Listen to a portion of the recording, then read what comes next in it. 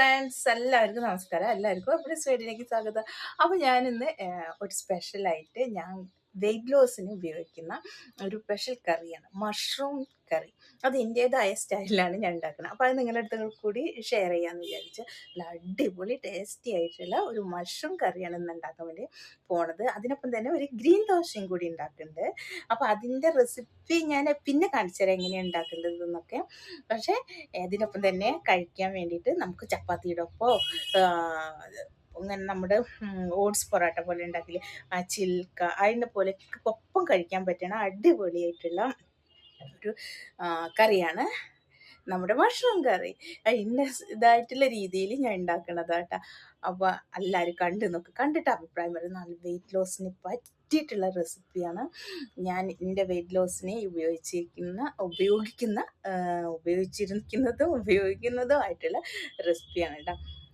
അപ്പോൾ എല്ലാവരും കണ്ടിട്ട് മഷ്റൂം കറിക്ക് വേണ്ടിയിട്ടുള്ള സാധനങ്ങൾ ഞാൻ ഇവിടെ റെഡിയാക്കി എടുത്ത് വെച്ചിട്ടുണ്ട്. തക്കാളി, പച്ചമുളക്, ഇഞ്ചി, വെളുത്തുള്ളി, കറിവേപ്പില, സവാള, പിന്നെ കൂണ്, അതുപോലെ മല്ലിച്ചപ്പ്, ഇത്രയും സാധനങ്ങൾ ഇവിടെ എടുത്ത് വെച്ചിട്ടുണ്ട്. പിന്നെ വേണ്ടത് ഒലിവ് ഓയിലാണ്. ഒലിവ് ഓയിൽ ആവശ്യത്തിന് കുറച്ച് ചേർത്താൽ മതി കേട്ടോ, തോനൊന്നും ചേർക്കണ്ട. വെയിറ്റ് ലോസ് ചെയ്യല്ലേ, അപ്പോൾ കുറച്ച് ചേർത്താൽ മതി. ഞാൻ കുറച്ച് ഒരു സ്പൂൺ, അതിൽ കൂടില്ല, കുറച്ച് ചേർത്തിട്ട് അതിലേക്ക് ഞാൻ കുറച്ച് പെരിഞ്ചീരകം ഇട്ട് ടേസ്റ്റ്. ഞാനും വിചാരിച്ചിരുന്നു വെയിറ്റ് ലോസ് ചെയ്യുമ്പോൾ ഭക്ഷണമൊക്കെ അങ്ങനെ കടിച്ച് പിടിച്ചിരിക്കണ്ടേ എന്നൊക്കെ. പക്ഷേ അങ്ങനെ വെള്ളം കുടിച്ചിട്ടൊക്കെ എങ്ങനെയാണ്, ഞാനും കുറേ അങ്ങനെയൊക്കെ ചെയ്തിട്ടുണ്ട്. പക്ഷെ ഇത്ര ടേസ്റ്റിയിൽ രുചികരമായിട്ട് ഭക്ഷണം വയറ് നിറച്ചിട്ട് കഴിച്ച് വീർത്തിട്ട് നമ്മൾ ചാവണ വരെ കഴിച്ചിട്ട് സിമ്പിളായിട്ട് വെയിറ്റ് ലോസ് ചെയ്യാൻ പറ്റുമെന്ന് ഇപ്പോഴാണ് മനസ്സിലായത്. അപ്പോൾ ഒരു സവാള നുറുക്കിയത് ഞാൻ ഓയിലിട്ടിട്ട് നന്നായിട്ട് വഴറ്റിയെടുക്കുക കേട്ടോ. പിന്നെ ഇഞ്ചി, വെളുത്തുള്ളി പേസ്റ്റ്, ഇതൊക്കെ അങ്ങനെ നമ്മൾ ഓരോന്നായിട്ട് ഓരോ സമയത്ത് ഇട്ട് കൊടുത്ത് നന്നായിട്ട് ഇളക്കി അതിൻ്റെ പച്ചമണമൊക്കെ മാറുന്ന വരെ ഇളക്കി യോജിപ്പിക്കണം. പച്ചമണം ഇട്ടുണ്ടെങ്കിൽ രുചി ഉണ്ടാവില്ല. നമ്മുടെ കറികൾക്ക് ഏത് കറി ഉണ്ടാക്കുകയാണെങ്കിലും പച്ചമണം മാറാണ്ട് ഒന്നങ്ങനെ പെട്ടെന്ന് ഇടയരുത്. ഓരോന്ന് വഴണ്ട് വന്നതിന് ശേഷം മാത്രമേ നമ്മൾ ഓരോ കറികൾക്കും ഓരോ ഇതുണ്ടല്ലോ അതുപോലെ ചെയ്യണം.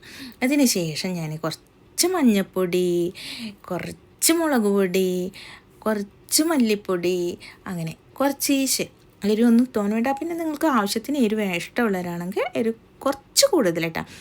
വെയിറ്റ് ലോസ് ചെയ്യുമ്പോൾ അധികം എരിവൊന്നും കൂട്ടേണ്ട, ആവശ്യത്തിന് കുറച്ച്. പിന്നെ കുരുമുളക് പൊടി ചേർത്ത് പിന്നെ ഉപ്പും ഇട്ട് ഒന്ന് വഴറ്റിയിട്ട് അത് നന്നായിട്ട് വഴറ്റുക. അല്ലെങ്കിൽ ഒന്ന് സ്ലിമ്മിലിട്ട് മൂടി വയ്ക്കുക. വഴറ്റി പച്ചമണം മാറണേ, നമ്മുടെ പൊടികൾക്കും ഉണ്ട് പച്ചമണം, അതൊക്കെ മാറിയിട്ട് നന്നായിട്ട് വഴറ്റിയെടുക്കണം.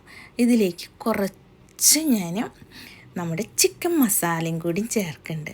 ഒരു ചിക്കൻ കറി രൂപത്തിലൊക്കെ പോലെ തോന്നും, എൻ്റേതായ സ്റ്റൈലിൽ ഉണ്ടാക്കുന്നതല്ലേ. അപ്പം ഞാനിത് മഷ്റൂം കറിയാണെന്നൊന്നും പറയണില്ല, അത് എൻ്റേതായ ശൈലിയിലാട്ടോ ഞാൻ ചെയ്യണത്. പിന്നെ സവാള ഇട്ട് കുറച്ച് വെള്ളം ഒഴിച്ച് ഒന്ന് അടച്ച് വെച്ചിട്ട് ഞാനിത് വേവിച്ചെടുക്കാൻ വേണ്ടിയിട്ട് പോവുകയാണ്. അത് നന്നായിട്ട് ഈ സമയത്ത് ഉപ്പുണ്ട്, ഉയരുണ്ടോ എന്നൊക്കെ നിങ്ങൾ പ്രത്യേകം ശ്രദ്ധിക്കണം.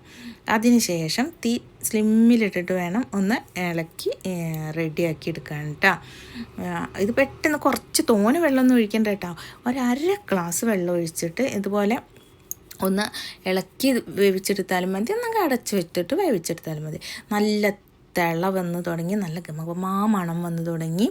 ഈ സമയത്ത് നമ്മുടെ മഷ്റൂമുകൾ ഇട്ട് നല്ല ചൂട് ഗ്രേവിയിലേക്ക് ഇങ്ങനെ ഇട്ടിട്ട് പിന്നെ ഒന്ന് നന്നായിട്ട് ഇളക്കിയെടുക്കുക. ഇത് ഞാൻ 200 ഗ്രാം മഷ്റൂം വാങ്ങിച്ചിട്ടാണ് ഇവിടെ.